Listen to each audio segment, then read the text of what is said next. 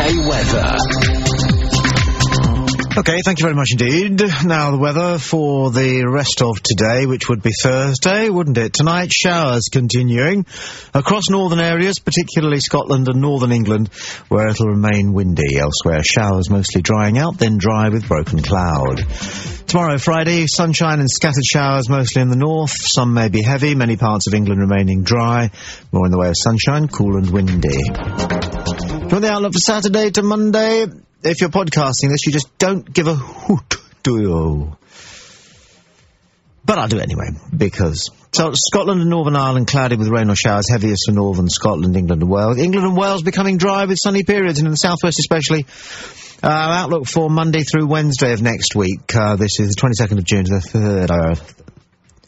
to the 1st of July. Are we nearly in July? Okay. The weather during the last week or so of June is expected to be dominated by high pressure. Plenty of fine, dry, sunny conditions, especially for central and southern areas, okay?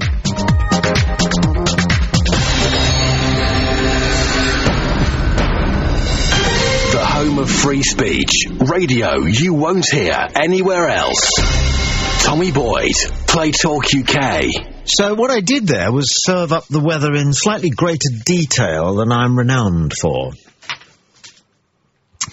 And the reason for that is because one of today's, not top stories, something or other, is that we are going to get climate change across planet Earth, and we might just as well, do what we can to stop it going out of hand, but at the same time, find out, they're saying, what it's going to mean to all of us. In small practical terms. Like what the garden's going to be like, what I presume our heating bills are going to drop, which will be a welcome thing, won't it? We'll be less reliance on carbon emissions to keep our homes warm. We won't want so many hot baths, will we? I don't know how significant that will be. Actually, that's a point, isn't it? How significant... Have a thought for a second. Dear listener, good day, good evening, good afternoon if you're listening live in the United Kingdom. Hello elsewhere, good day, and hello if you're podcasting. Today is the something or other of June 2009, the year of our Lord, they often call it. And the question on the table is, if global warming is going to increase the general temperatures, I don't know. Apparently, just on that point, the Met Office in the United Kingdom are in the process of publishing a website on which, if you put in your postcode, zip code in America, it will tell you how much climate change you can expect in your postcode area. They think. And we'll come back to the they think bit of it in just a second, but how much, if this global warming does happen, and the mean temperatures, the average temperatures across the year rise by, 5 degrees centigrade, okay, does that not mean that there will be a terrific saving in central heating? That's to say, not just in homes, but in buildings, factories, places of work, schools, shops, and so forth, and won't that represent a tremendous saving? How significant a saving, in terms of cash and in terms of carbon emissions, speculate about. But I'm not here doing what I have done in the past, which is to look for tongue-in-cheek positives in climate change, such as us being able to grow our own grapes, bougainvillea up the side of the garage, and so forth. What I want to return to is something that I've done before. I am not a Holocaust denier. We were talking about this on yesterday's show, podcast playradiouk.com. Click the download option on the toolbar, a couple of clicks, and you're into the podcast superstore, or most recent podcasts, which are usually listed down the left-hand side of the homepage. Our huge internet setup at Something Corporation is undergoing a refit at the moment, so one or two features may be arriving a little bit late, for which many, many apologies. But yesterday, as I was explaining, I'm just interested in everything, the truth, and if it means hurting some people's sensibilities, then I would judge what those hurts were, but I still believe that there is something almost sacrosanct about truth, and something sacrosanct about honestly expressed, genuinely held opinions, because there is a kindness in wanting to know exactly what happened in relation to anything. Anything. The truth should not hurt at all. If it hurts the truth, then there is something seriously wrong with some of the people involved or the structure involved. But the truth really should not hurt at all. You know, I refer you to cliches such as "the truth will set you free," you know, and the idea that truth is beauty and beauty truth. So, I say that, but there will still be some people who, with malice aforethought, I suspect will want to somehow nail me as a Holocaust denier, which I'm not. I am interested in I'm always interested, and so should all of us be, in alternative theories. Sometimes it takes us not the first paragraph of reading to realise that we're dealing with a person, probably a loner, who's the calibre of whose research and ability to explain themselves is so sub-baseline that we can move on.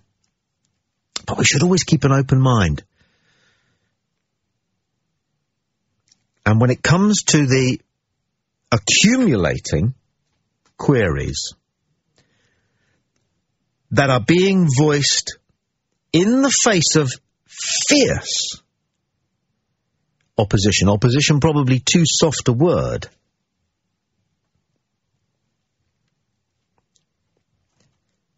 it seems to me that there are some questions that can legitimately be quietly and gently, in the pursuit of truth and nothing else, be asked about some accounts of virtually everything which appears in our history books. And I don't see why any event at all should be excluded from examination. My understanding is that those who have been publicly labelled as Holocaust deniers, in the main, are people who appear to simply have questioned the scale of events. And I refer you to the definitive book about the Second World War, The Rise and Fall of the Third Reich, by Schirra, who himself, I believe, may be Jewish, and who spent some time, I believe, in Germany under Hitler, writes in that book towards the end, when a figure of 7.1, I think, million Jews, it is said, were murdered in the Nazi concentration camps. Schirra footnotes that with, "This figure is almost certainly an exaggeration." It does not make Schirra, the great scholar of Nazi Germany, a Holocaust denier, and nobody would suggest that he was. But the question is that not what most people are who are being tagged Holocaust deniers? Is that not what most of them are saying? Nothing more and nothing less. They're saying we want the facts. They're saying, why should we not just find out exactly what happened? Because whether it was 7 million or 7 people were murdered by some bastard regime, that's awful. That is unacceptable. It would appear to be something on a smaller scale. A vastly smaller scale, but it's still unacceptable. But what is acceptable is that it's the truth. And that's all that people are asking. I don't believe that 7 people were killed by the Nazis. I believe that millions of people were allowed to die in concentration camps, and that's an appallingly subtle distinction that the Nazis themselves may have made. It may have been in the minds of some of those who defended the concentration camp programs that they would be able to say, during and afterwards, that it was disease and malnutrition beyond their control due to lack of resources that brought about an appalling loss of life in the concentration camps. That is still murder, but a different kind of murder from herding people into gas chambers and deliberately killing them. it's clear that that also went on. But there are people, and I find myself amongst them, who would just like to know what the actual numbers are, which we probably never will, for a variety of reasons. One is because records of these things are few and far between. Two is because there are some people connected with this who have their own agenda, and their agenda is not necessarily the truth. Their agenda is their agenda, which might be ultra anti-Zion, it might be ultra pro-Zion. But those people might be friends of their people.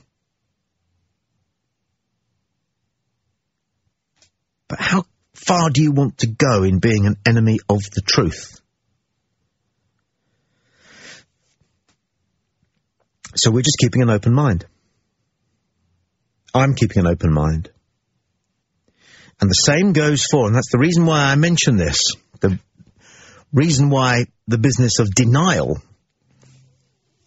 in a political sense, historical sense, is in my mind, is because I was reading the other day about a number of important business people and media people around the world who are getting concerned about climate change denial.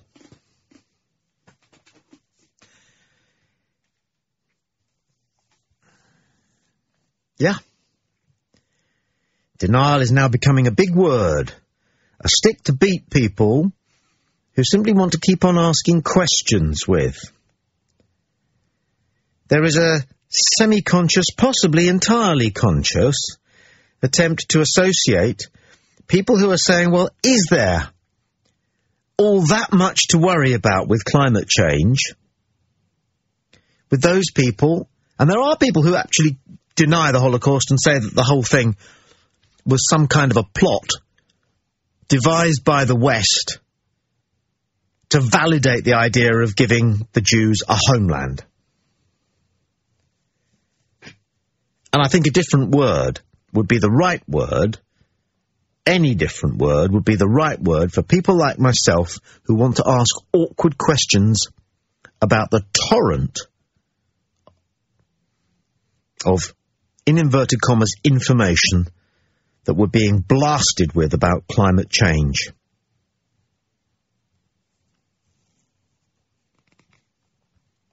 Because an out-and-out Holocaust denier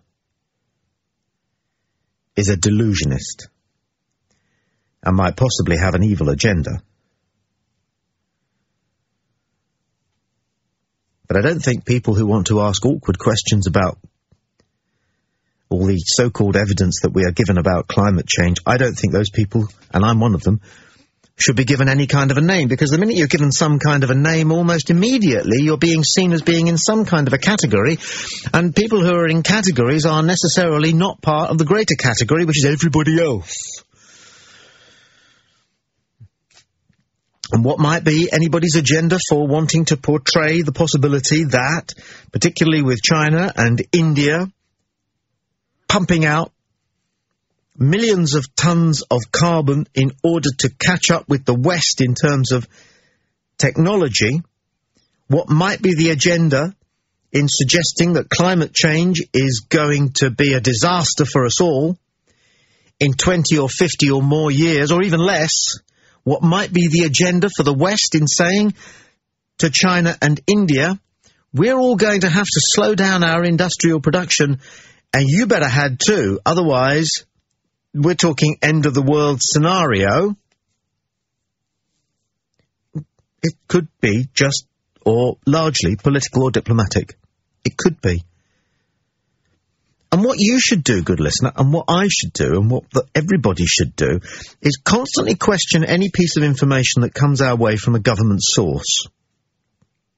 Actually, we should question any piece of information that comes our way from any source, probably including, if not especially, ourselves.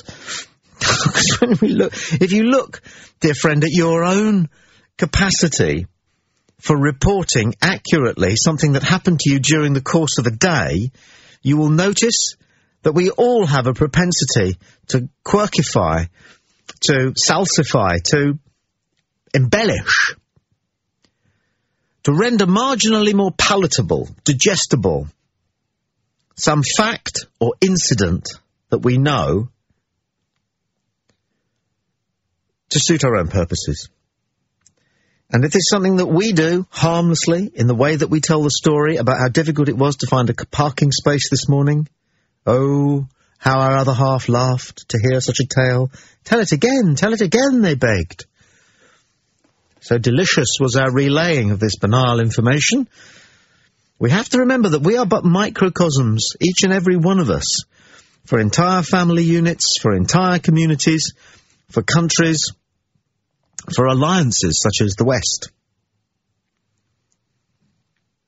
And if we tweak the facts to suit ourselves, and we do, at virtually every twist and turn, you can be damn sure that so do governments, big business, everybody, all organisations, schools, everybody wants us to think the kind of thing that they best need us to think as a result of hearing something we've got to report or say. So I come back to the thing that haunts me about the fact that the organisation that always provides us with all the information about climate control in the United Kingdom, and they are so dedicated to it that if you go to their website, and it's the Met Office, the Meteorological Office, the British Met Office, you would have thought as reliable as the Church of England, with the same degree of independence. The Met Office website appears to be slanted to have more interest in climate control than actually today's weather and what it's going to be like at the weekend, which you would think, wouldn't you, would be their absolute priority. Is it going to rain today, and are we going to be able to get our kit off on Saturday? But if you go to the Met Office website, you will see that it is top-heavy with stuff about climate change. And the inquiring mind just has to continue endlessly, relentlessly to ask the same question: why is the British Met Office run by the British Ministry of Defence? Is there an official Meteorological Society for the United States? And if so, is it run by the Pentagon? And if so, what's going on? Who's supporting our troops in Afghanistan? Why is Hillsborough to blame for the lack of atmosphere at our football grounds? Who's turning our 2018 World Cup bid into a race issue? And exactly how do you fly a radio-controlled plane? All this and more with me, Matt, Wednesdays from 10, only on Play Talk UK. Play Talk UK, Tommy Boyd, the Play Talk UK podcast superstore. Go to playradiouk.com/podcast. Okay, as I was saying a bit earlier and yesterday, we've been undergoing a refit at the corporation, and one or two things have been in and out. Skype is now back if you want to Skype in on play.radio.uk. Either send a message or if you want to speak. We're back on play.radio.uk, which is our Skype address. Phone line's down at the moment, unfortunately, and so are emails. So it's Skype text or Skype text, or if you want to talk, it's Skype or Skype. But we love Skype, so happy as Larry. A reminder of the address, it's play.radio.uk. Yeah, I mean, just to refresh on the climate change thing, because it's a thing of mine, is that I was astonished in doing a little bit of research about why the British Met Office website seemed to be so top-heavy with information about climate change, and all of it was the same message that climate change is happening, and that it's a worry, and that something must be done about it, and that there are things that must be done, and it all involves reducing our carbon emissions, particularly from the point of view of industrial production. Okay? And I thought to myself, okay, well, there's something slightly political about this now, and this is clearly, possibly, not an entirely independent organisation which is telling us not only that they have this information, but that they have these projections and they're all consistent, and besides the projections, they also have some advice associated with it. Hello? Oh. Sorry, we're still testing equipment at the same time as saying hi to you. So, I thought to myself, well, this Met Office organisation, which has clearly made its mind up that climate change is real, not a question asked. Nothing could I find on the website that said, on the other hand, it could be part of a natural cycle of climate change. The Met Office appeared to have made up its mind that climate change is real, it is down to human activity, it is going to have dire consequences, and certain activities must be curtailed, if not done away with. And I thought to myself, that looks vaguely political. So I decided to dig into who runs the Met Office. This is a minor conspiracy theory. Very minor, but I think it's eyebrow-raising. I honestly don't believe that anybody can furnish me with a reason as to why the British Met Office should be run by the Ministry of Defence. Skype play.radio.uk. Is that Steve there? Yes. Hey, fella. Well, it could be possibly due to the fact that they have to put a lot of satellites in the sky and... No. Well, what do you mean, no? I mean, that's the reason. Okay, maybe that's... So you don't think that could possibly be the justification, if not a decent excuse? Why put it there? Surely the information that they have and the way in which it's interpreted, okay, it doesn't belong as part of a defence programme. I could understand it if it had to be placed with one of our ministries, government departments. I could understand it being placed with agriculture. Yeah, or shipping. But the Ministry of Defence... Well, I would be willing to bet that if you asked the Ministry of Defense... You'd get some shit.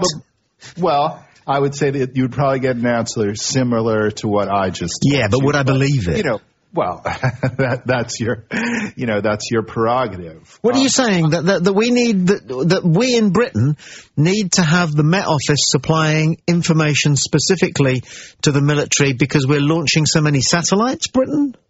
Yeah. When did we launch a satellite, Steve? I must have been ill that day. Oh, they're full. The atmosphere is full of satellites. Yep. You can watch them on you can watch TV that's beamed down by them. You can. Yeah, but not British. We don't launch satellites. I would be surprised that the British don't launch any satellite. I don't have the information. We don't launch satellites. We leave that to the Indians, the Chinese.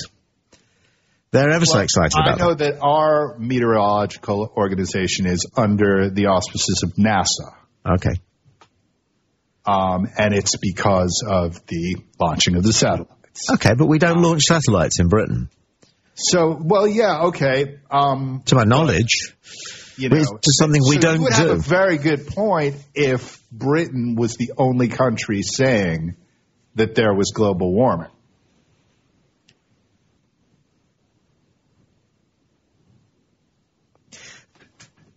A better case, yes. But I'm not expecting that to be the case because my belief is that the agenda is one which benefits the whole West. So I'm expecting France, Germany, and of course the United States to be on message with this one. They want the Indians, and particularly the Chinese, to slow down their industrial progress. So you think that global warming is a conspiracy against the Indians and Chinese? You're putting it much more aggressively than I would, but to keep the argument alive, yes. Okay, well, I mean, that speaks for itself, I suppose. But I wanted to correct you on something about Holocaust denial. Oh, okay. People who question, I mean, I hate to accuse you of lying, but to say that people who question the Holocaust are considered, the numbers are considered deniers, that's a lie. I mean, you go to the Holocaust Museum, you go to any Holocaust site, you will find that they say 5.5 to 6 million Jews were slaughtered. That is questioning the numbers. That's saying we don't know exactly what it is. The people who are called Holocaust deniers, who specifically deny things, they're calling people liars. They say there were no gas chambers at Auschwitz. There was no intentional plan to exterminate the Jews. Those are things which have been testified to, which have been, eyewitness accounts. You are calling those people liars, and those are the Holocaust deniers, the people who would say that every single person who has testified on behalf of what happened to them in their experience in World War II, those people are all liars. Well, I'm not doing that, but thank you for calling me a liar. No, I'm not saying you're doing that. I'm saying you're defending the people who do that. And no, I said that was a lie. I'm not calling you a liar. Okay, let's define Holocaust. Certainly you're saying a lie. Okay, let's define Holocaust. Is it the active extermination of the Jews or a comparatively passive program of malnutrition and lack of reaction to disease in concentration camps? Are they both Holocaust, or is it just the gassing of the Jews that's a Holocaust? Well, they were both parts of the Holocaust. Okay, so agreed. So they were both parts of the Holocaust. Okay. I think you'll find that the sensibilities of most people is that the Holocaust was a program of, as it were, proactive extermination rather than negligence. Well, I would say that if you were to look at the serious studies, the actual archives and things like that, you would find that the Holocaust became that. At first, the Nazis just wanted to get rid of all the Jews, but ultimately it became a process of extermination. It wasn't intended from 1933 to be a process. No, agreed. But when I was first taught about the Holocaust as a boy, I wasn't given any information about this process of negligence, which appears to have been responsible for millions of deaths in concentration camps, which is a form of murder, but it is a different type of murder to gassing people, a type of murder which allows people, without giving them sufficient support so that they can recover their health, to die as a result of disease. And I believe it was primarily, was it malaria? No, not malaria. Of course, it was typhus. Typhus. Thank you. But hidden. I mean, I got Anne Frank's diary when I was a kid, and in the foreword where it tells you the little life of Anne Frank, it says Anne Frank died of typhus in Auschwitz. Yeah. Okay. And she was a Holocaust sufferer. I saw the film of Anne Frank, a very moving film when I was a boy, when I was a child. And I don't believe the typhus thing was mentioned in the PS at the end of the film, which is that Anne Frank died in I think it was Anne Frank died in, I forget which camp it was, you'll remember. It was... it might have been. Actually, I don't remember. No, whatever. That she died of typhus. Whatever. There was no doubt that there were terrible camps. And I have an uncle who is now safely gathered in, my Uncle Jimmy, who was part of the British troops who liberated, that's a funny word for it, I believe it was Belsen or Treblinka. And he came back and from time to time just said, I don't want to talk about it, but what I saw was just... so beyond harrowing and disgusting, it was beyond belief that human beings could do that to other human beings. But the point, let me just make a point here. Yeah. And what starving them and giving them disease, or not giving them disease, but mistreating them to the point where they have disease. You have to understand that makes it easier for the average German to think, well, maybe the humane thing to do would be to put them out of their misery. Oh, I don't think and I've never thought that, and I don't know of anybody who's put that forward as a. You don't think it would be easier to kill someone who was practically dying of typhus? Well, I've never heard it being put. I've never heard anybody put that case before you just mentioned it. We put them into the gas chamber in order to rescue them from the misery of their illness. Well, I've never heard that. Humanity to the Nazi officers. Yeah. But what I want is the truth, and I don't believe we know the truth. So let's start there. I don't believe I mean, what do you know the truth about? Well, exactly. Which historical events do you know the truth about? Well, I believe that I have had the truth withheld from me passively for 30 or so years, from my boyhood discovery of the Germans' war crimes through until more recent years when I learned that there were people who were being subjected to disproportionate persecution because they'd asked questions about the reportage of the Holocaust. Well, who has asked questions? People that get called Holocaust deniers. But they've done more than ask questions. They are actively denying what happened. But in what bit are they denying?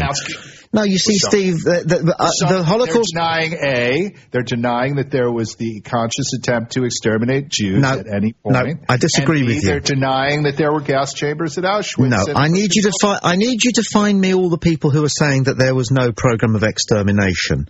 And I'll find you the people who are saying, let's understand the scale of this, and also ask the question as to whether the scale was deliberately distorted for political purposes. I will say that David Irving says that Hitler had no intention of exterminating the Jews.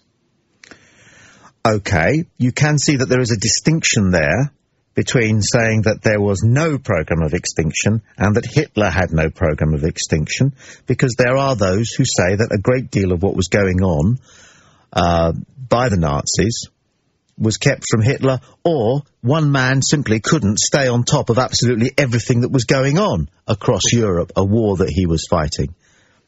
And there's nothing on paper that's ever been found linking Hitler with the Holocaust. Yes, there is. And that's what it says in Schirer's Rise and Fall of the Third Reich. No, it doesn't. Yes, it does.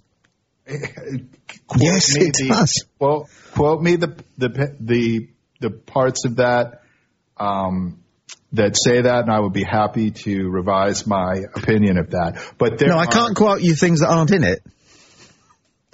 He just doesn't mention it. No, he doesn't say that Hitler, there's nothing linking Hitler with the Holocaust, but having read the book, I read the book looking for the evidence. I read the book looking for the documents signed by Hitler.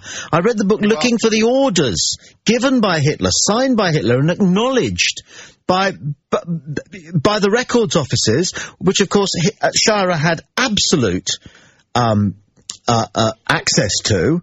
I went specifically looking for that one piece of evidence, the smoking gun, or whatever you want to call it, and it's not there. So I can't quote you a bit in Schirer that says there is no document clearly incriminating Hitler for the Holocaust, but if there was, I think he'd have put it in.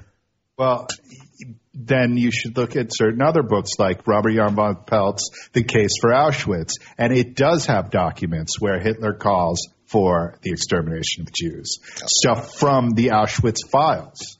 Hitler might call for the extermination of the Jews, and I would like to see the actual text of that, because, again, I have precision. It's one of my vanities. Hitler may have called for all sorts of things. We all call for all sorts of things. But actually doing it and signing the order that says it's to be done and it's to be done like this is what I went looking for. And I couldn't find it. And if it ain't in Schirer, I'd like to know why it's somewhere else, because Schirer was the one person, the one authority, who was given absolute access to all the Nazi records, and they were pretty well kept, weren't they? You know? You say you've read Schirer's book. Schirer's book does not have appendices of documents. It does not read as a dry, purely recorded book. It's a book. It is, it tells a story. It's not a coldly dispassionate record of the facts. Yes, it is. It is. He writes it well, I grant you, and he writes it from an agenda because he is thoroughly and utterly anti-Nazi.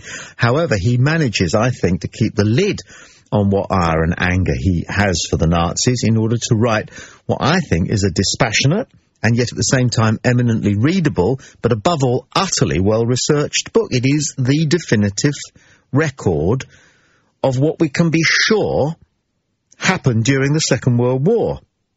And if it's not in Schirer, but it is in somewhere else, I'd be really interested to know how the boy missed it.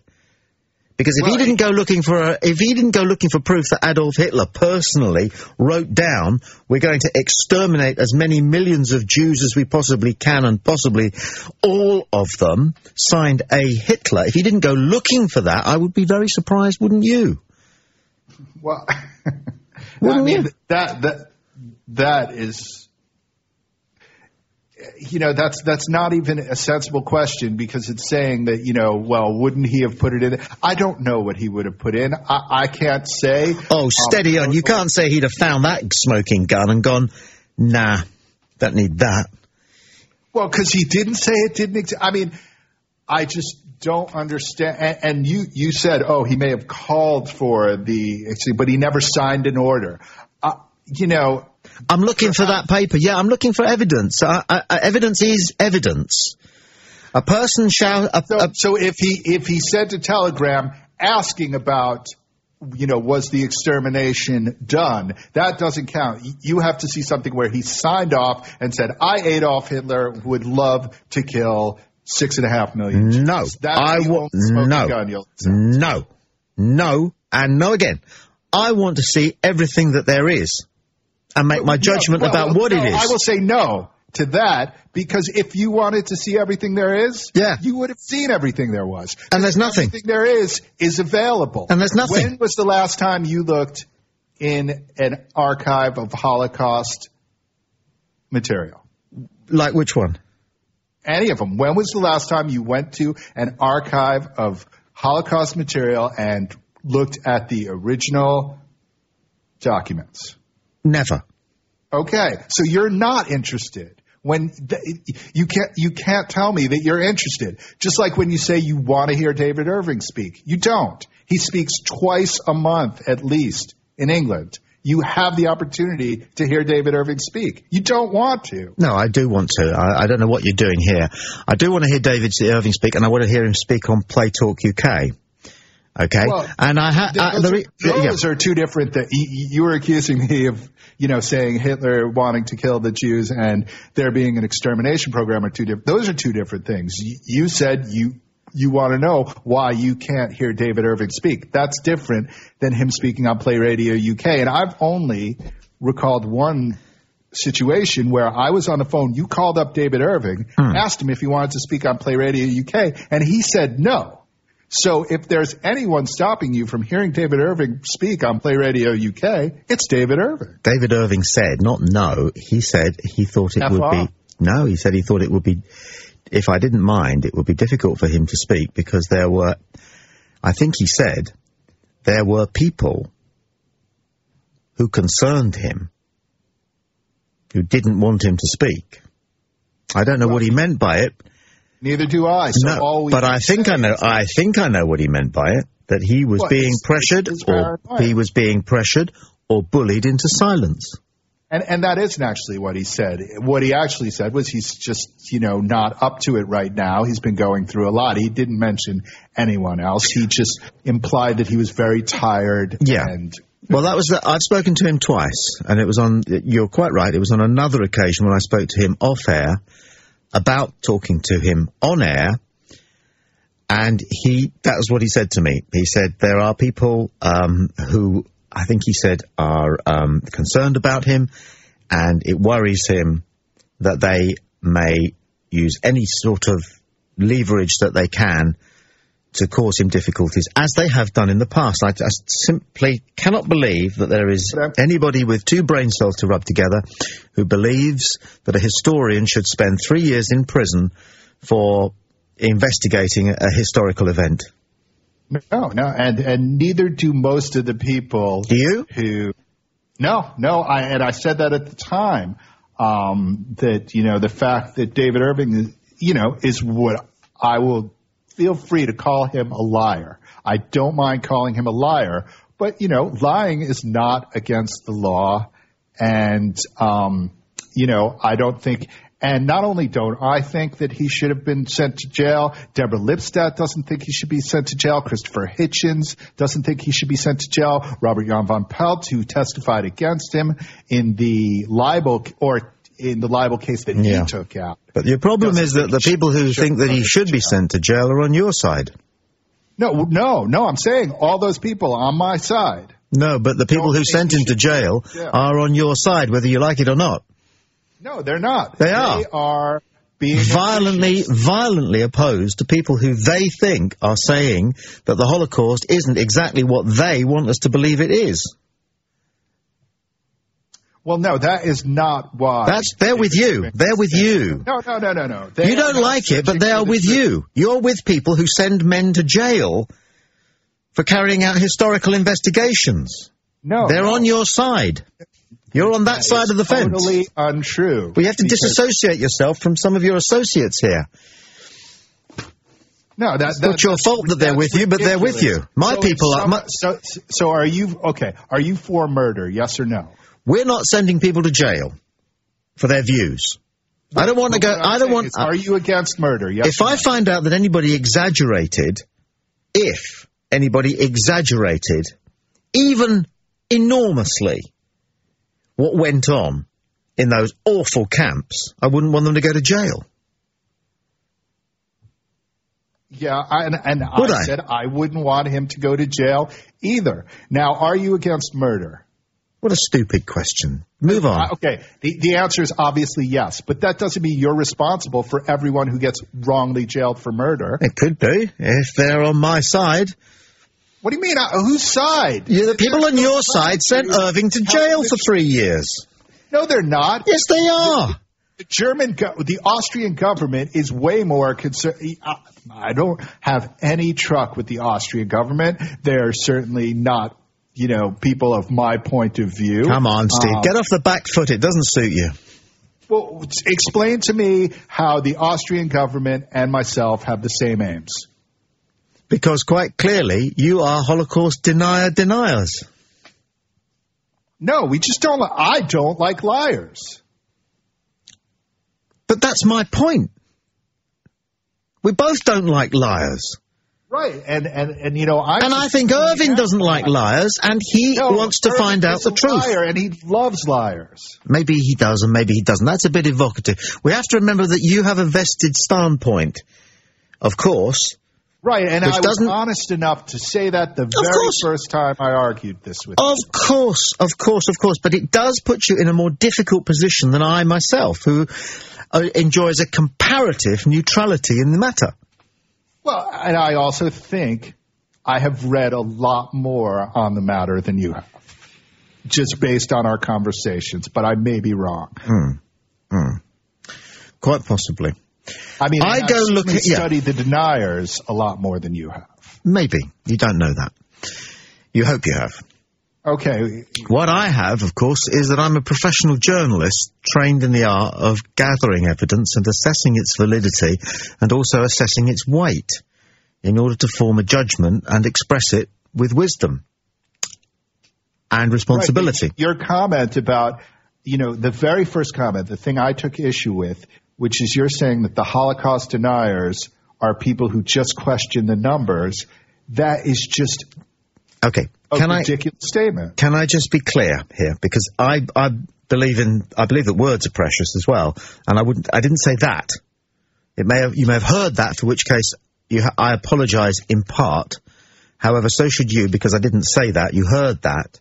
Okay. What I am saying, for sure, is that the people who I have read about, who are being labelled on occasions as Holocaust deniers, when I examine what it is they are doing, is they are asking whether we know the whole truth.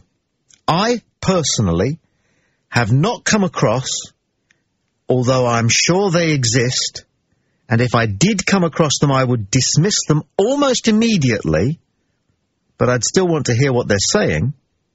See, this is the thing. I want to hear what people are saying.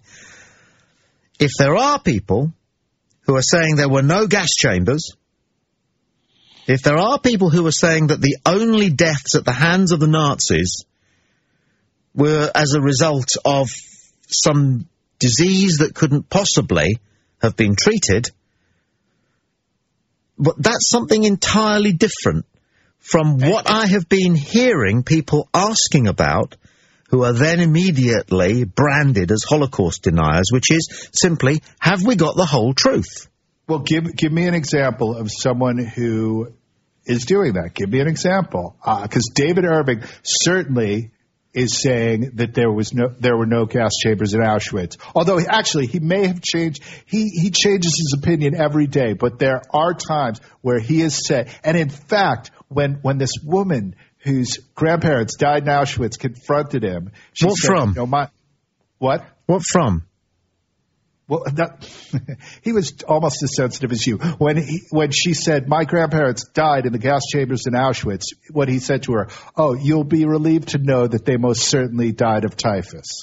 You'll be relieved to know. Well, did they? Well, did they? It's a question. Okay. It's just a question. It's just searching for the truth. Did they die of typhus? Assertion. Or were they gassed? No. The records say that they were gassed. The best available information that we have says they were gassed. But Irving is so morally questionable that he thinks them dying of typhus would be a preferable alternative to their granddaughter.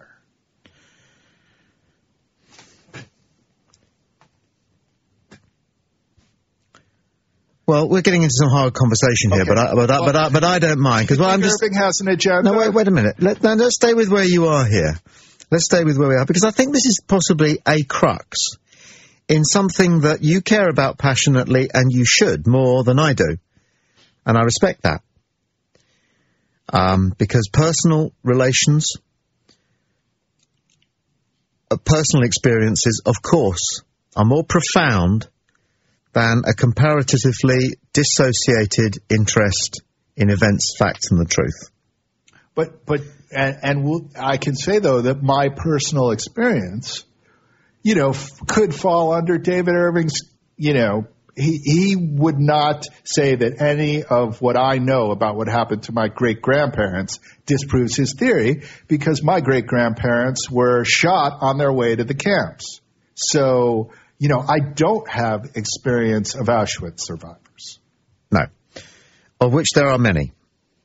Yes. Well, yeah. But like certain things, there's just so many facts that just are outrageous. Like Gary was on the other day, and he was saying, if 6 million people died, there couldn't have been that many Jews in Germany. Which just is, it's the most ignorant comment anyone could possibly make. Well, I don't know. I've certainly come across things more ignorant than that, but ignorant that probably is. However, yeah, because everyone knows, anyone who has made the briefest study knows that only about 900,000 of the Jews that died in the Holocaust came from Germany. Most of them. The most Jews were killed from Poland and, other countries. It's just, that's why it's ignorant, not because because it totally overlooks the fact. Okay, but let's come back to what I think is the central issue in all of this, which is something that you've asked about whether one is relieved or otherwise to discover that a loved one passed away at the hands of some disease or at the hands of some deliberate extermination program. It's a chilling question, but one which ought to be addressed, since you seem to have a clear-cut reaction to it. So what is preferable? Since you raised the question, do you think? Well, that was my point that I made before about how when you look at the people who were rescued and the shape that they were in the films, you can see why the Nazis perhaps were not as monstrous, and the Sonderkommando, the actual Jewish people who were tasked with sending people to the camps, you can see that it almost played on their humanity to want to exterminate the people as quickly as possible rather than let them suffer. I know, but you've raised this question. You've done it. And I'm sitting here partly distracted by thinking about it. If I lost a it's preferable. But you're asking the question. You're saying it's obvious which one's preferable, or David Irving obviously thinks that one is preferable. Well, yeah, I'm saying David Irving thinks. But do you think one is preferable to the other? No. I think the fact that you can quantify them is outrageous, and I was just using that story to illustrate a complete lack of humanity on Irving's part. The fact that he thinks that someone would be relieved that their grandparents died of a disease and malnutrition as opposed to being gassed. It just shows where his head is at. But look, we can do this. You know, it's a terrible thing to have to think about, but since we're talking about one of the most important events in history, I don't see why we should leave any question aside. What is preferable? If I knew that a grandparent of mine had perished at the hands of the Nazis, and I knew that there were two options, that they might have been starved or allowed to die of disease, or that they had been herded into a gas chamber. But there aren't just two options. I mean, they could. No, but those are the two options. No, but those are the two options you've raised. So if you want to complicate the issue, go ahead. But on the other hand, you're saying Irving is naturally wrong because he thinks that there is a preferable. But I'm not sure that there might be a preferable. Well, I'm not sure either. I'm saying. Well, that's why I'm thinking about it. Okay, and do you know what I've got here? And I've had 10 minutes thinking about this whilst also enjoying listening to you. Do you know what I'm thinking here? I'm thinking that if you sink away through some awful disease or malnutrition, that's one terrible death. But if you're forced into a gas chamber and almost certainly become aware before your death that you're being dispatched, that's another awful death. But what you get with both of them, because there is clearly a criminal element to both of these things, is a greater sense of outrage if you believe that somebody in your family was deliberately, actively murdered, assassinated, or exterminated. You get a greater sense of indignation and outrage than if you believe that they died as a result of heinous neglect. That's where I've got to. Yeah, I mean, I don't necessarily know. I mean, look at how you reacted to the Baby P case. I mean, if that child had been killed at the age of 6 months by sticking it in an oven, would you have thought it was worse? Oh, I can't go... Hey, listen, we've got one almost unimaginable, crime here. Let's not tack more onto it. Come on. Come on. But that's the whole thing. You know, it's like you use words like unimaginable, and that is the problem, because it is so hard for people who wouldn't behave like that to imagine why people would. And I do believe that every single Holocaust denier has an anti-Zionist agenda. Now, I don't think there's necessarily anything wrong with that. Well, give me an example. I'm afraid you would call me a Holocaust denier, and you know that I don't. No, I think you're someone who defends Holocaust deniers for the purpose of radio. No, I'm fascinated by the truth. Or whatever. And I wouldn't call you a Holocaust denier because I don't think you've personally read gotten into it enough. You haven't written a book on the subject. Fuck off, Steve. You don't have to write a book on a subject to have a valid opinion on it, for Christ's sake. Someone who is commonly known as a Holocaust denier, not just someone who you think I might. No, look, all right, okay. Am I qualified to talk about the Holocaust? What have I read? I've read Shira. I've read 4 very, very extensive, as in over 1,000-page long, biographies of Hitler. Okay. I visited the Holocaust Museum when I was in Israel. Spent a day there. I was brought up on the stories that were told to me by people who spent a lot of their lives during and after the Second World War digesting the information and the misinformation that they were given. I was taught about the Holocaust at school.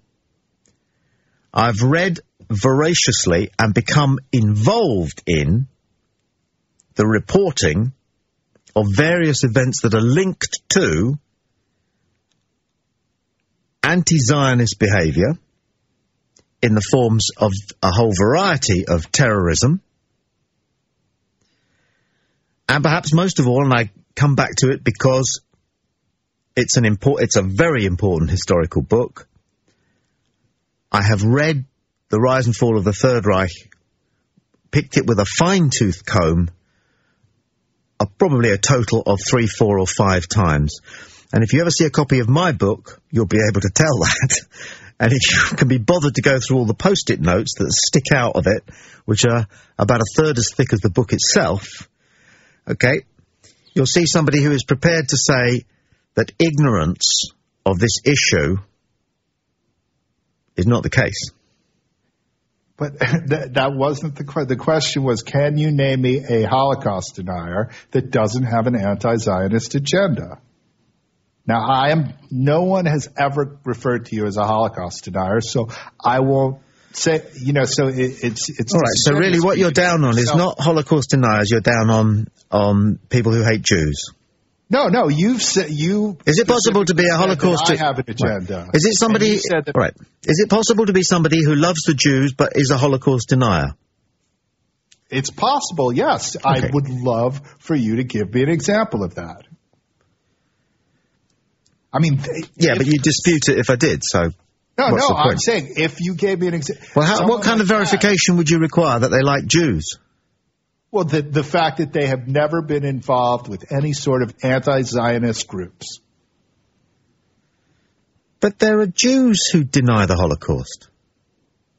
Well, there are people of Jewish heritage who deny the Holocaust to anti-Zionist groups. There are anti-Zionist people of Jewish heritage. What I'm saying is, give me an example of one person who denies the Holocaust who doesn't have an anti-Zionist agenda. Well, like I said, I mean, the Jew who made the film about the fact that Auschwitz wasn't an extermination camp. It's been all over YouTube. He had a very anti-Zionist agenda, and he did a mea culpa and said that he was... And plus, he was an 18-year-old kid who didn't even speak German. Well, I named you one. I named you the ultimate Holocaust denier who is not anti-Jewish. He's a Jew. No. Yeah. Okay. Now, you've accused me of not listening. Now, did I say that Holocaust deniers were anti-Jewish? What did you say? I said anti-Zionist. You better explain. You go ahead and clear that one up for me. Well, there are various groups that are anti-Zionist. There are people who think the state of Israel shouldn't exist. Right. And one of them is the Institute for Historical Review. Okay. An institute that David Cole was strongly affiliated with and was on the board of. Okay. So he is an anti-Zionist. And the kid who made the movie went to Auschwitz? That's David Cole, yes. And why is he anti-Zion? He spoke about a Zionist conspiracy. He spoke about Israel and them wanting to take over the world. I don't know why he was that way. Why is anyone the way they are? Well, I don't know. I looked at the film and I saw a kid.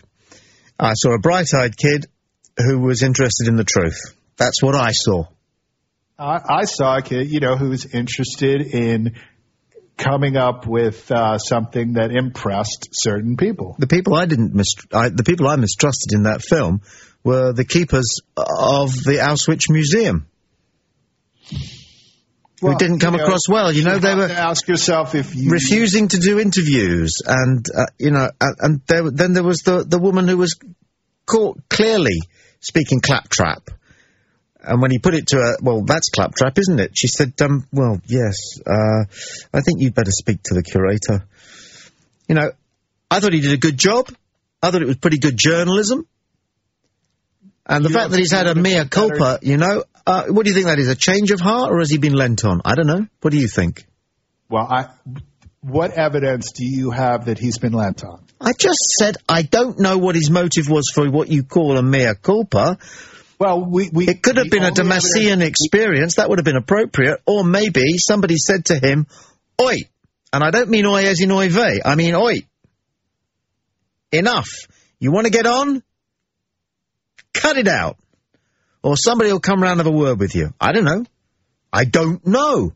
But when people change their mind as dramatically as he did, he put a lot of work into that film. I believe it's off now, YouTube. Can't see it anymore. It was an hour long. It was well made. Very well made. Very impressive journalism, I thought. There are a number of Holocaust deniers who have been presented with the facts and have been honest about it and made a mea culpa. Which are the facts that they need to know? Would be Jean-Claude Pressac, who, you know, in doing the research in Auschwitz, and he was someone who could speak German and could look at the actual archives, and he immediately did an about-face and now is one of the world's foremost Holocaust historians. What are the facts, then, that the kid who made the YouTube thing, and myself, what are the facts that we don't know that would convince us that what we've been told about the Holocaust is the absolute 100% truth? What don't we know? Okay. Now, you see, you should... It's funny, you ask these loaded questions. You know, I never said everything you've personally been taught about the Holocaust is 100% No, you said the true. kid was shown some facts, and this guy that you just mentioned, who I don't know, he was shown some facts. What are these facts he's seen that made him change his mind? Well, I would direct you to a book called The Case for Auschwitz by Robert Jan van Pelt. It is also an 1,000-page long book, and it is full of bits from the Auschwitz archive. But like what? Like what? Just give me some idea. Are we talking about here? Photographs? Are we talking about documents, letters? I don't know. Just help me out. You've read the book. Yeah. Full of it. Just give me orders for the gas, sketches, drawings, things which he, as a student of architecture, was able to recognize. And the point is, he speaks German, unlike David Cole, whose film was merely based on... It's sort of like what you were saying the other day when you were insisting the Earth is flat. Well, use your eyes. Well, yeah, exactly. Does it look round to you? Very good argument. You know, I mean, and you know, in so much as you are someone who genuinely believes the world is flat... you try running. If it was round. No, I'm not doing that one again because that was just a piece of tongue in cheek. And what we've got here is much more important. Well, and what lies supposed to take this serious? Well, because what lies at the heart for me. Well, because I think if you can't recognise when somebody is at one end of the entertainment polemic and then back at the other end of the entertainment polemic, and I know that perfectly you can. Okay, then you should definitely be listening to conventional radio, not what we do here. Okay, but I do feel that you give a sort of mock naivete at times when you do actually understand what's going on. Not in this issue, I have no personal agenda, except that I do like the truth. And Churchill said, of course, famously, in war, the first casualty is always the truth. Right, but I do still think you have this naivete, or it's I don't think it's a real naivete. You sort of ignore the fact that many of the people who are making these comments are also neo-Nazis. Quite possibly, but listen here.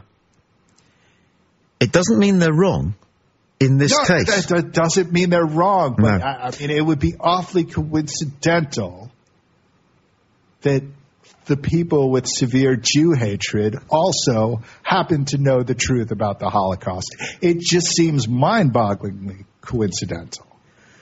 Well, it depends on how people apportion their time. I mean, you've given a great deal of time to your understanding of Jewish affairs during after the Second World War, because obviously being Jewish, it's close to your heart. All right? Yeah, I mean, although, I'm not Jewish. Sorry? You might say I'm not Jewish because I'm an agnostic. Okay, but nevertheless, it is part of the reason that's channeled your interest towards this subject. Part of. Yes. Yeah. So you have that. I mean, what causes any of us to have interest in anything?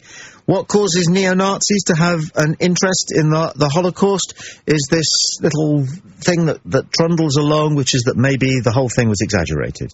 And you can see why they have an interest in that. They have a vested interest in that because of their political beliefs. Okay? So I can see that. And I can see why you and other Jews, whether they're agnostic, atheist or whatever, also have a particular interest in the Holocaust because of what it means to you at a personal level. But that's not the type of person I am. I mean, I am the type of person who would love to be the one Jew who, discovers that, all the Jews are wrong. That's why I can sort of see when David Cole describes his behavior as megalomaniacal, I can identify with wanting to be the one Jew who stands against the tide. I can identify with that. I'm certainly not a fall into line conventional type of person. No, but you are aware, or you were aware when you were younger, that you were Jewish, and it has drawn you to certain things as opposed to other things, because you haven't got as great an interest, broad though your horizons very clearly are, and we cherish that and celebrate it.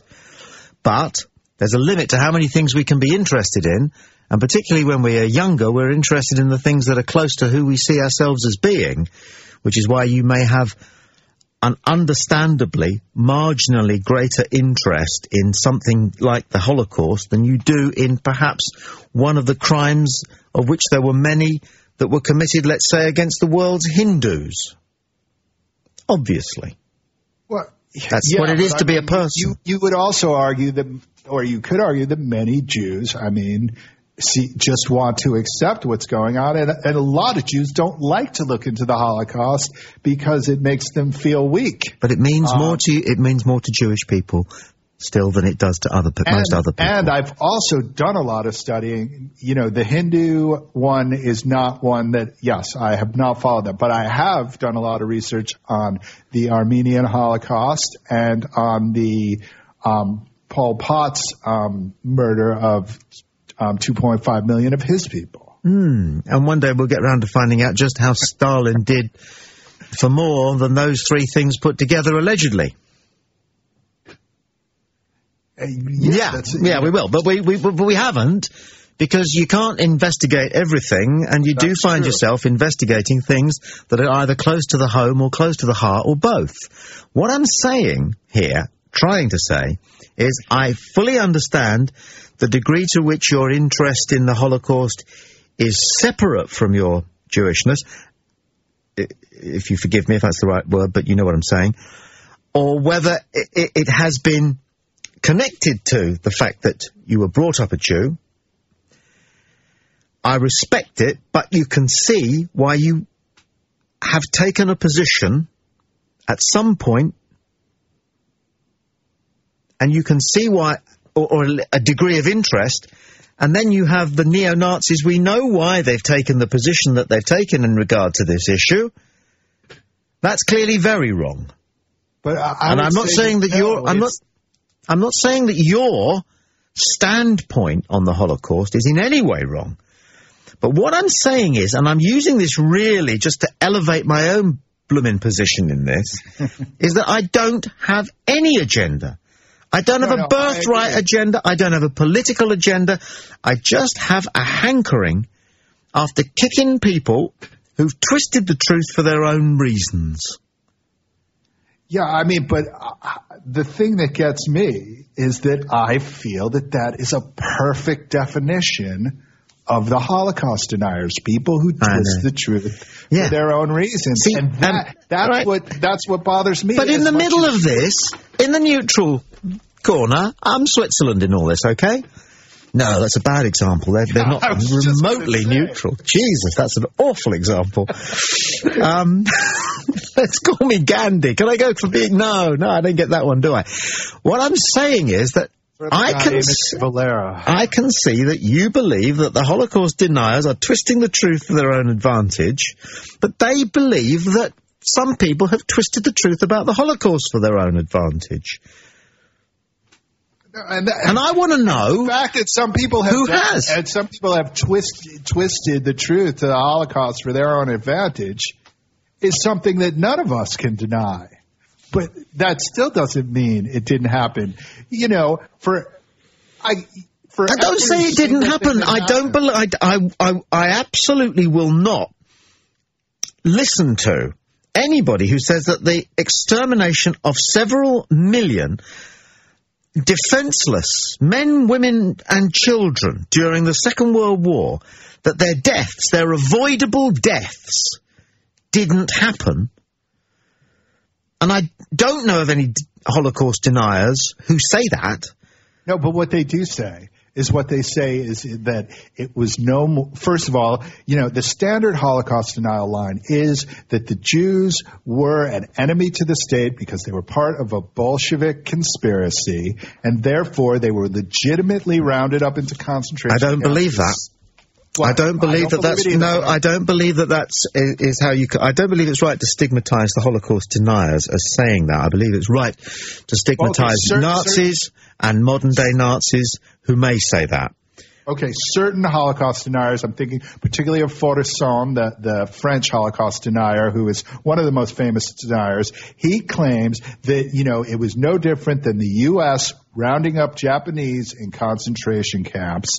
And the reason why they were doing so is because the German government was at war with Russia, and that the Jews represented Bolshevik sympathizers. Now, that is a very common view. Well, maybe. I don't know. And you don't know how common, but you're going to go with very common view. Okay. What I'm going to say... All right, what I'm going to say is that if somebody has neo-Nazi views about Jewish economic or power-based conspiracies, that is neo-Nazism, and that's one thing.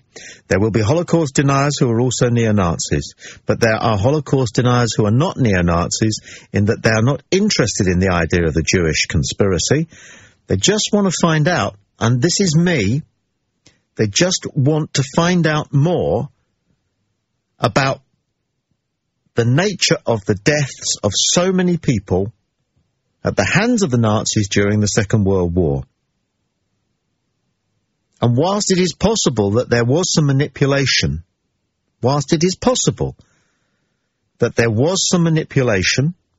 of the figures, then one wants to know what evidence there is either way. Manipulation implies, you want to know people are lying. Yeah, you're calling it happens. Liars. Yeah, well, it happens. People lie. Did you know?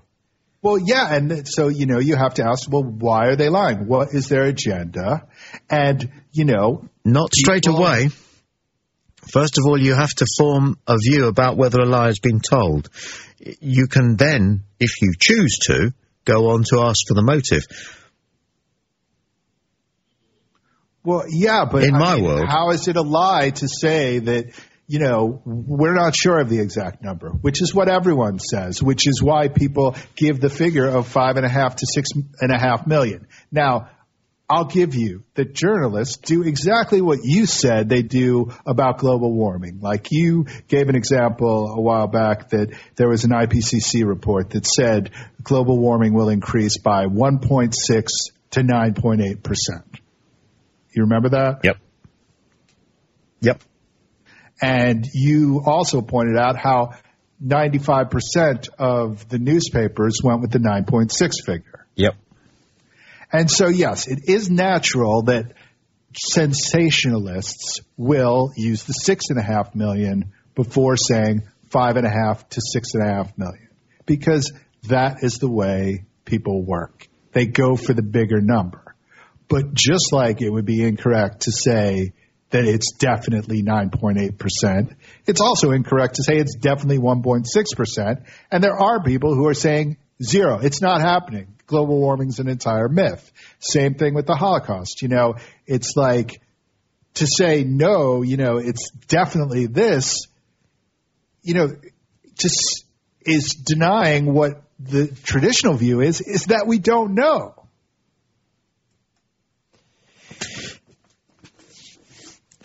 I suppose this is one of well said, by the way. Beautifully done. And that sort of lateral bit of sort of flattery in there worked wonders. It's a very clever technique. I use it myself a lot. No better than you, though. It is unfortunately something that will probably never be settled. So one wonders whether it ought to go to bed. And if it went to bed, I would fall entirely behind those who believe that we must be utterly vigilant for the rest of mankind's term on this earth against the politics of Nazis. Which doesn't make me a Holocaust supporter, if you see what I mean. No. No, I mean, but because there's things I don't believe, right. Like I don't believe that Joan of Arc, no, led the French army. No. She must have been quite a kid, though. Yeah. Yeah. And she didn't deserve to be burned alive. She was the only witch the English burned ever. They didn't burn witches, they hanged them and various things. They burned cardinals and what have you who disagreed with the monarch of the day about the shade of Christianity that we were supposed to be pursuing in England. But we burned Joan of Arc because she was on foreign soil. And somehow that made it okay. We burned witches in Salem. Now, are you sure about that?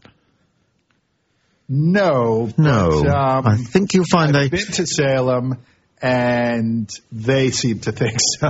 Okay. I'm not convinced. I don't know enough about it. No.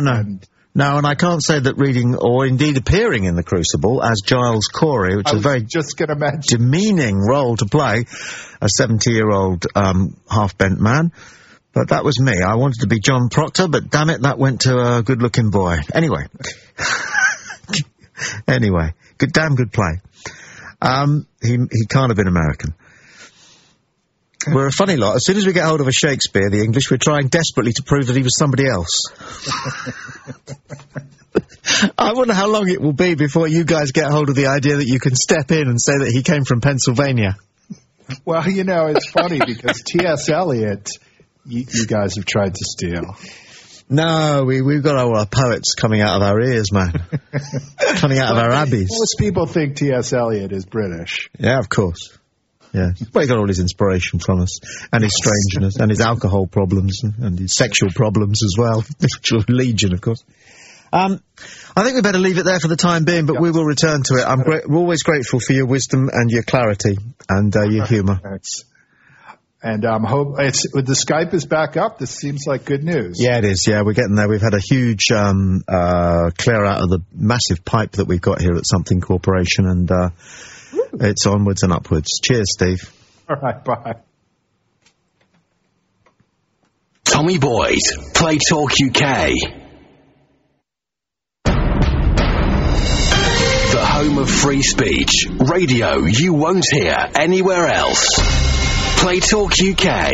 Tommy Boyd. The Play Talk UK podcast superstore. Beavers have been in the news today because they've been released in Scotland and anglers are up in arms. And I was supposed to be discussing this on Radio Scotland this morning, but me talking about beavers is really not a good idea. Do you remember Porky's? The movie Porky's. Beaver.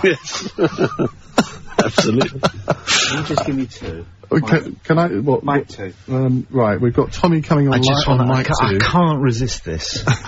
I'm going to tell you something about beavers that I found out. Oh, well, please do. That you'll never forget, and you'll tell everybody you know whenever beavers come into the conversation.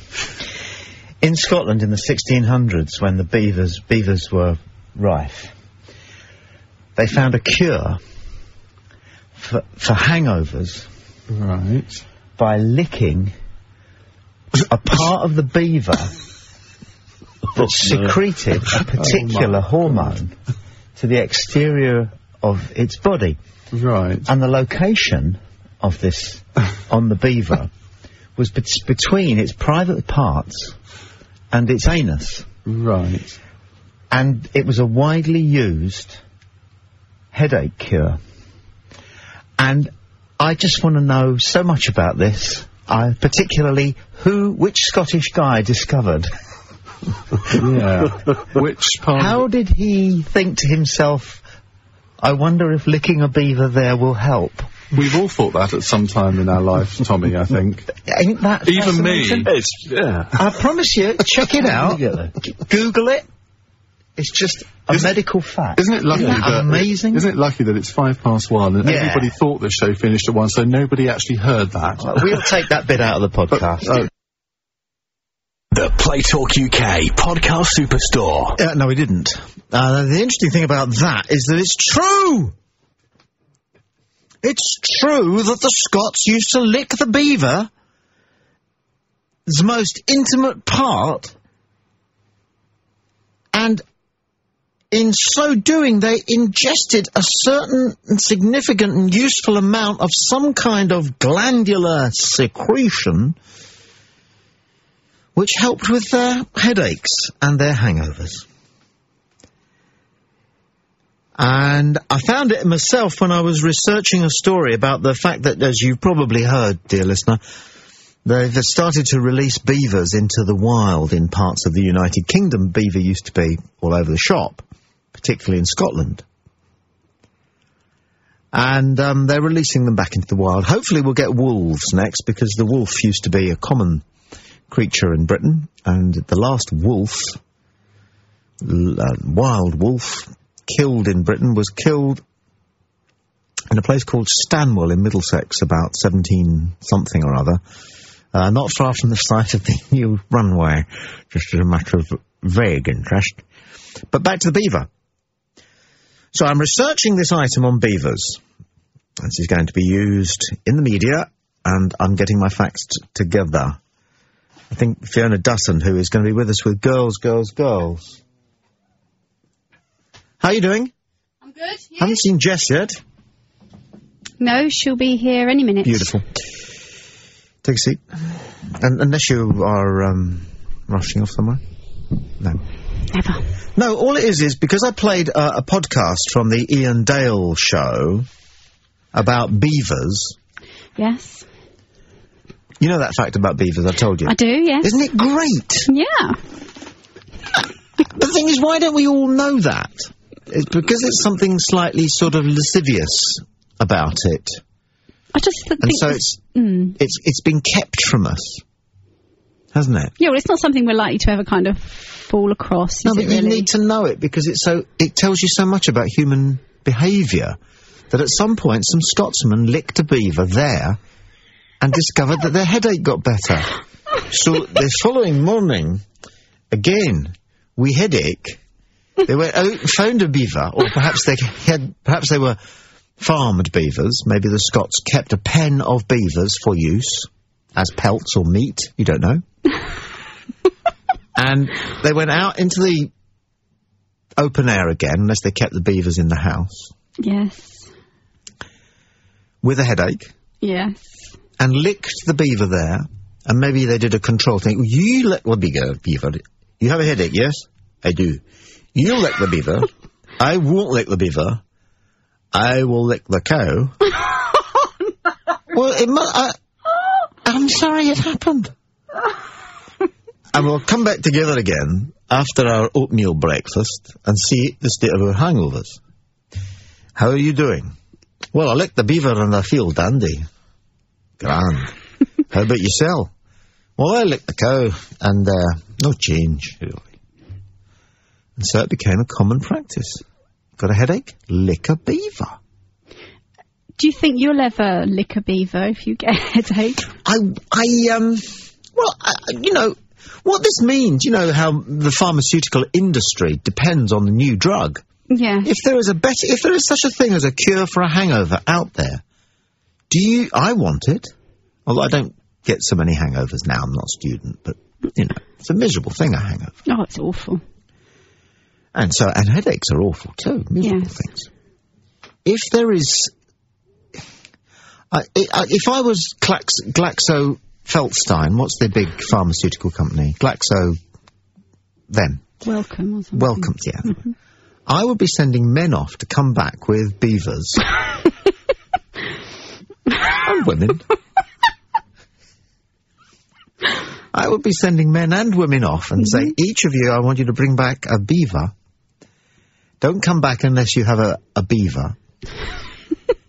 And we're going to collect some of this secretion and investigate it, test it, find out what its active ingredients are. Because everybody wants to have fewer headaches. It could be a wonder drug, you know. Where did ibuprofen come from? What I headache? love that word. It's a great word, isn't it? Yeah. Ibuprofen. I love it when people get it wrong. What is it? What do they say? Oh, all sorts of things. Ibuprofen. Ibuprofen. Yeah. Love it. There was a woman in front of me at the One Stop who didn't have very good English about a week ago. And she said to Paul, who is English but doesn't have very good English, who works behind the till. Okay. She said, what I realised was, could I have some paracetamol? But she didn't say that. It didn't come out at all like that. And What did it sound like? But I could tell by her gesture you know, they can't put that stuff out, can they? That has to be behind the counter. Yeah. The headache pills, the cough syrup as well. And I could tell from the way she gestured that she wanted some paracetamol. And the bloke, Paul, went, hey! Like that. And she repeated it. Abdu paracetamol. Something like that. And he went, no, what? I thought this is getting embarrassing because he was really blunt about the fact that her English was less than perfect. Dear. That's not good. So I said to her, paracetamol, and she turned to me and went, yeah. I said, she wants some paracetamol, Paul. So Paul went, 12 or 24? I said, do you want big box or little box? She went, little. 12, Paul. 12, right, here we go. And he barcoded it. And then he went something like, £3.25. And she went, So Paul looked at me and went, £3.25. So I said to her, it's £3.25. And she looked at me and she went in almost perfect English, how much? As people do. But that was your paracetamol. And you use? Ibuprofen. You're an ibuprofen person. Yes, me too. Do you know you're not allowed to buy too many packets of... Yeah. That's really quite frustrating. It is. Because I'm not very good at making sure I've always got these things in the cupboard. So if I ever remember to buy them, I like to just bulk buy. Oh, so you buy them... Well, I went to buy, I think, 4 packets the other week, and a mixture of ibuprofen and paracetamol, because they both do different things. Yeah. And I think I was trying to get 4 packets, and I was told I had to put some of them back, because by buying them, it was implying that... You've got a medical health problem of some sort. Well... It's like when you buy Kalian and... Yeah. Well, I think they're worried about people committing suicide. No, that's exactly it. That's what it is. They get a little warning come up on their till. So what, potential suicide? Something like that, I think. I don't think that's what it actually says. David Cameron was very funny. He wrote a piece about that for the Conservative Party in 2002. He's got into trouble recently for saying, where are your papers? Using a German accent. Oh, dear. As a joke about the ID card. He was standing up in front of a group of British people. Oh, and he was going on about the ID card not being a very good idea. Yes.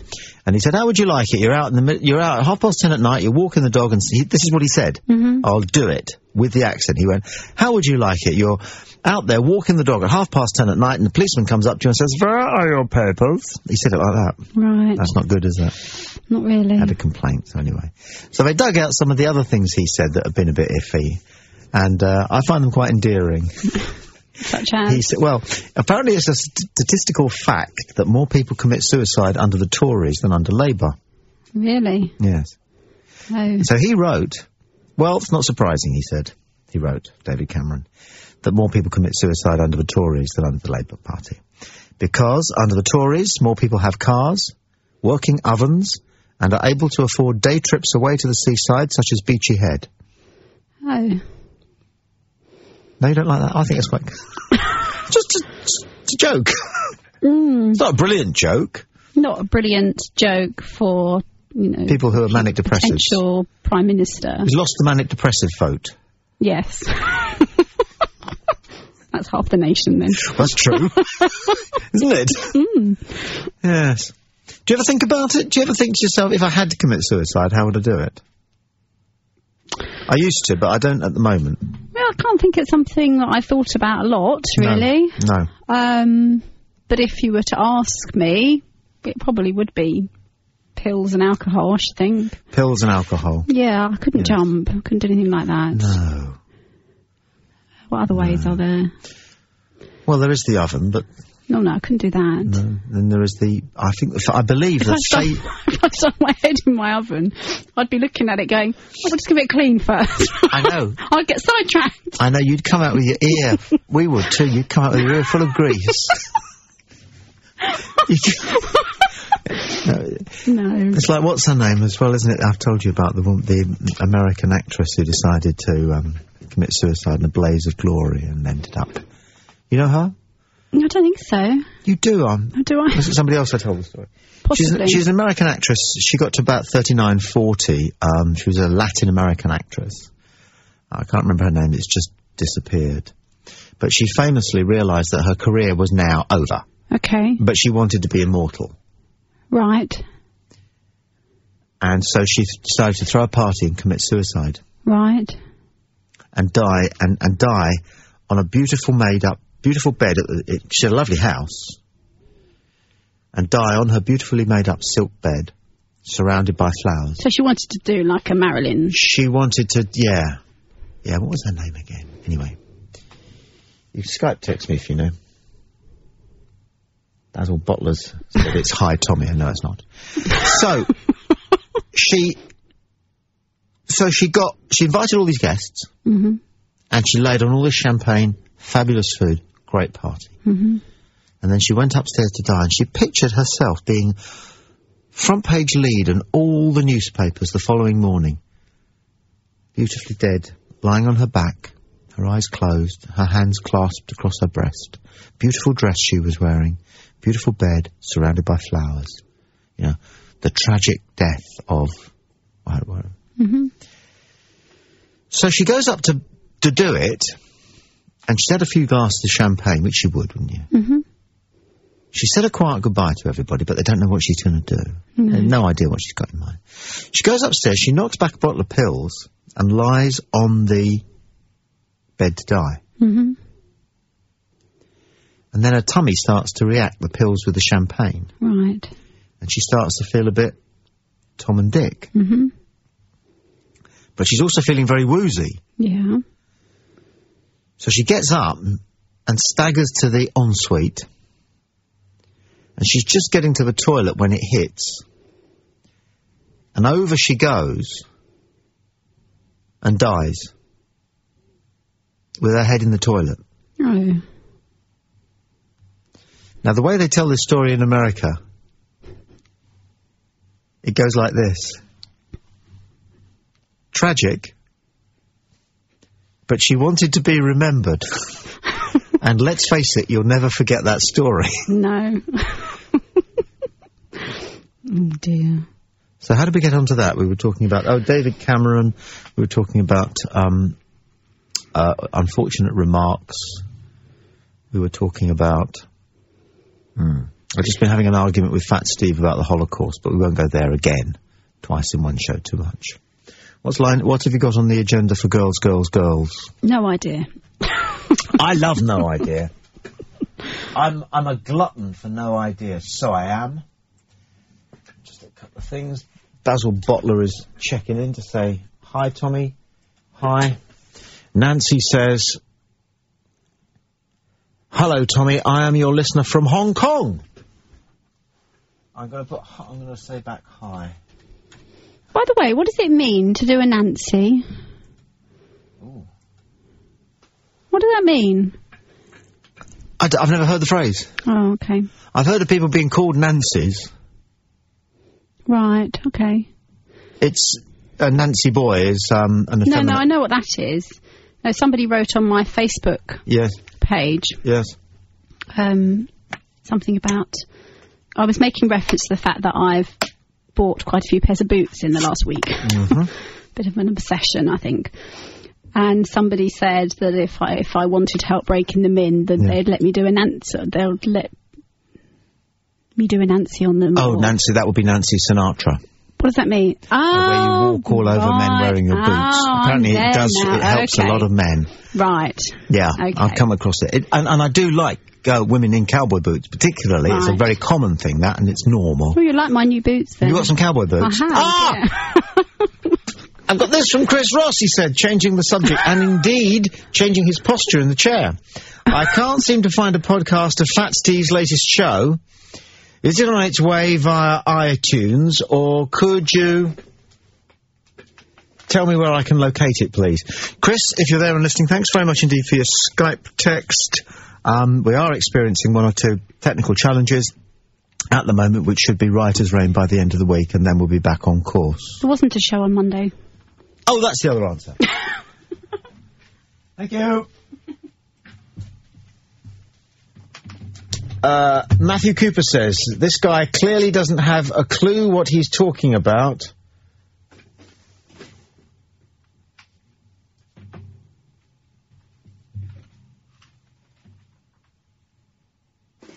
Anti-Zion and anti-Jew are one and the same thing. This is Matthew who sent this text, Skype text it is. Thank you for that, Matthew, whilst I was talking to Fat Steve.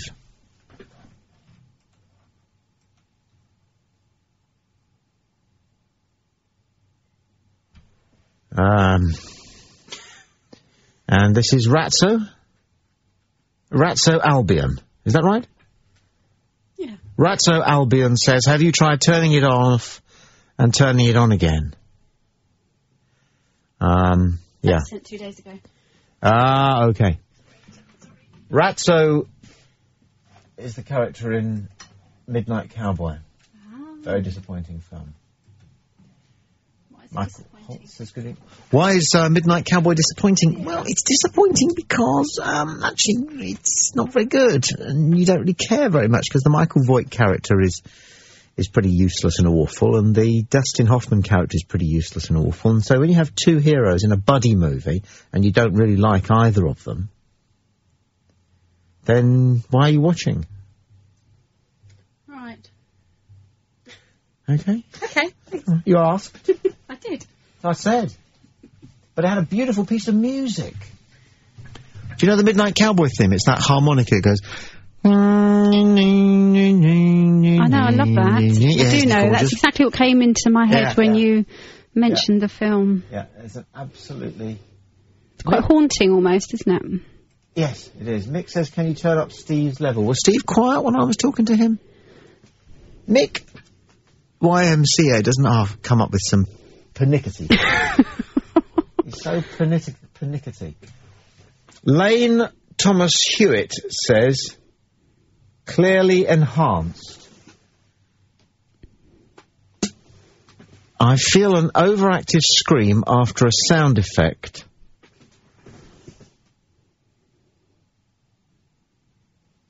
Snapped fine would have been pushed the enhancement qualities even further. This is presumably a Skype text that's been held in the system. When was it sent? Where does it say it's sent? 2 days ago. Ah, jeez. Well, I'm going to assume that they're all old, so I'm going to let them go. And if that's... Well, they might not be. No, but if that makes me a bad person... Michael Holt joins. Good evening. Good evening. What's occurring? Well, not much, although you know I phoned in while doing a history exam the other day. How did you get on? I got an A. Excellent. What was the subject again? Hang on, I'll load it back up. Yeah. It was something to do with Hitler and World War II and stuff. Can you be more specific? the measures taken to counter the threat of invasion in the summer of 1940. Oh, yes. Oh, yes. And what were they? Well, there's quite a lot. And I'll load the document up and just give you a few examples. Okay. I've got Lane, I think it is, who's trying to contact the programme and speak, but I've got Michael Holt up at the moment, and I can't find you on our contacts list to conference you with, Michael, so if you want to hold off whilst Michael just tells us what measures we took to defend ourselves against Hitler in 1939. Yes. Go on, Emma.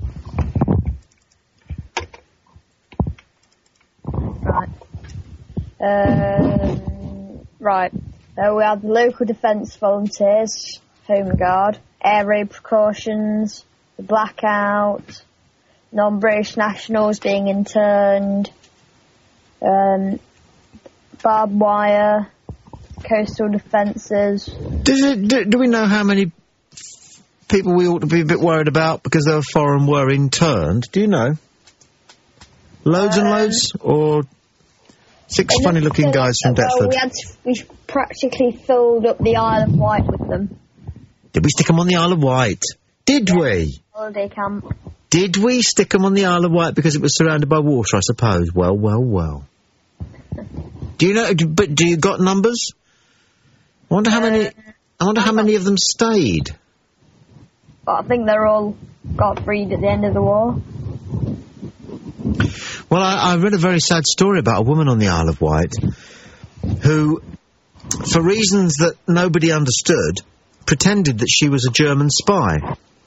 And she gathered information about all the naval ships going past the Isle of Wight, of which there were many, and pretended that she was feeding them to the Germans, feeding the information to the Germans. Okay. And in the end, the British authorities had to do something about it because she was openly saying that she was giving this information to the Nazis.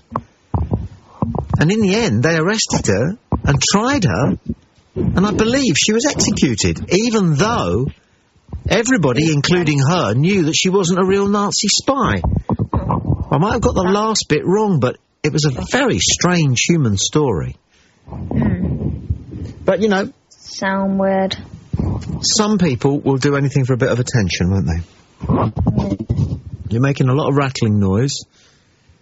And I've got a cue, so what I'm going to do is say, nice to talk to you, thanks for clocking in.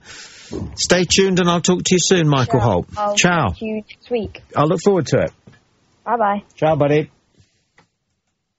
Sorry, I didn't say ciao, buddy. That is so... you know, isn't it? Yeah. Say ciao, buddy. But then, you know, you struggle. You very easily run out of things to say. So when someone rings in, I never know whether to say, and what would you like to talk about this evening? Which is one way of doing it. Because at the moment we don't use switchboard operators. Or whether to say something like, go! Which is what I've heard Americans do. Hello, is that Lane? It is indeed. Hello. How you doing? I was thinking, is that how Butlin started? What, all those foreigners interred on the Isle of Wight? Yeah. Well, they were former army camps, weren't they? Most of the holiday camps. Exactly. Exactly. Did you ever a test? Did you ever go to one when you were little? I did. I only drowned in a pool. Which camp did you go to? Where was it? Filey in North Yorkshire. Oh, yeah. So it wasn't very warm. But, no. apparently I just thought, I was only a baby and I thought, ooh, that looks nice, and just jumped in. And, some girl saved us or something. It was very good. But, yes. I'm completely thrown now about the, holiday camp scenario. Yeah. I forgot what I was ringing you about now. I totally forgot what I was ringing you about. Never? Anyway. Yeah. This has been pointless. Oh, yeah, no, I don't mind pointless. I don't mind pointless. It doesn't have to be a point to everything, does there? No, but that message that you read out earlier. Yeah. It was because you asked yesterday, I think it was, or the day before, you were doing Tarzan noises behind the weather. I was. For some obscure reason. And you said, did it enhance it? So I just thought I'd tell you yes. But a snapping vine noise. Yes. And a cry. That would help even more. I did it, actually, behind a news cut. That's what it was. I think I did it. I can't remember which one. I think I did it behind this one. In the city, the FTSE 100 index is up 16 points at 43.42. Inflation's gone down, but not as far as the Bank of England's 2%. What I was going to say is, as well, you think you could do strange noises behind all media, sort of like news, weathery things? Would you like to do a little sideline? Well, would you like to do some noises behind Gordon Brown? Actually, physically, yes. I don't mean on the show now, but I'd like to be behind Gordon Brown at some point. What would you like to do? What would be the right sort of physical noises to do behind Gordon Brown? Let's have a think. Let's have a listen to him, shall we? Oh, hold on. Iranian people. But if there are serious questions that are now being asked about the conduct, about the elections... Say that bit again, because you just got a little bit... Oh yeah, I pretend I've got Tourette's sometimes, so if you stick Gordon on, I'll just pretend I've got Tourette's. Ah, yeah. Now, I've been thinking about Tourette's. And I've been wondering why there aren't similar sort of things. Why it is that people with Tourette's only go... Aye. Supposing there's a similar condition, but only it's called Debrett's, in which you involuntarily... defecate. Speak like a Sloane Square debutante.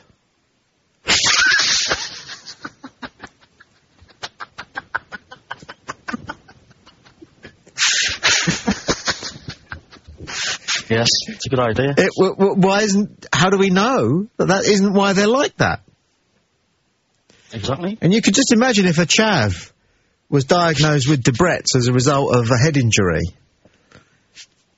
His mate said to him, "Are you coming down the railway tavern for a few tonight?" And he would reply, "Well, I was thinking about it.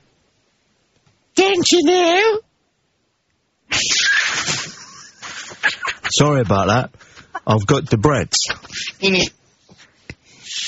That's very good. That'll be brilliant. Sorry about that. That's why you fought it. That's my Debrett's coming up. I get bored in the metro and I do Tourette's. I've got Tourette's just for a laugh. You got Debrett's. But it's not swear words, it's not offensive. No. I show things like pies or... Yeah, I get the occasional... Yeah. Yes. I get the occasional urge to do something, I get the frequent urge to do something meaningless. It's brilliant. So, so freeing? Yeah, well, luckily my sons, who are now able to deal with Monty Pythonisms... Yes. They don't mind it, because I might come into the living room dressed only in my pyjama trousers, and I will bow graciously to the mantelpiece and go, "Raspberry Fool," and turn and walk out again. But for no reason, because it just satiates my need to occasionally do something meaningless. I like the one where there's a bit of Tourette's in when, on Python when John Cleese and Graham Chapman are doing the pepper pot ladies, the old women. Yep. They talk like that. Well, yep. They're talking about something and one just goes, Burma! Goes what? Why do you say Burma? Burma, yes, Burma! Burma! I panicked. Why is that penguin on the telly? That's not on the telly. That's David Attenborough. I mean, on top of it. It's just ridiculous. But anyway. That's lovely. That's a very good memory, and I'm just going to stay with that. Burma! Why did you say Burma? I panicked. Very good. ridiculous. Michael Palin said that his favourite Monty Python sketch was the fish dance, which they filmed. Oh my God, it's hilarious. They filmed on a weir. It was him and John Cleese. Mm-hmm. And as you know, it begins with Michael. It's a short sketch. It was timed. It was 40 seconds. Michael Palin dances in black and white. Dances as people do when they take their folk dancing seriously. Up to John Cleese and slaps him in the face with a fish he's holding. Yeah. And then dances back. He's slapping him with two little ones. Yeah. He slaps each cheek with two little ones. But he said that John Cleese kept making him laugh too much and they had to keep going again because John Cleese, he said, John Cleese did this very, very small ceremonial bow at the beginning of the dance. It was so microscopic, that it just was a tilt of the upper body, very small, with that very serious John Cleese face that he had. And Palin just fell over, crying. Why? I don't know. Like kind of wacky takes as well with that big fish. The what? Must have hurt, even though I know it's a prop fish, but it must have hurt. Yeah. Held him across the fish. Well, there's a disturbing sentence. People say it's better. You say, I won 50p on the horses the other day. Not a lot, but better than a poke in the eye with a sharp stick. We say a shitty stick up here. Very, excellent, much better. But what they say down our way is also, I won 50p on the horses, not a lot, but better than a slap in the belly with a wet fish. Do you get that one? I've never heard that in my entire life. It's very diverting because you wonder what sort of practice it was that gave somebody this, this image, this phrase of, obviously fish slapping has gone on. There must have been a sort of ritual we've got rid of. Well, I know that it happened so often in Dickensian times that they decided to outlaw the business of taking an eel to your wife. I know. I know. Men used to take an eel to their wives to get them and bring them back in line. I know.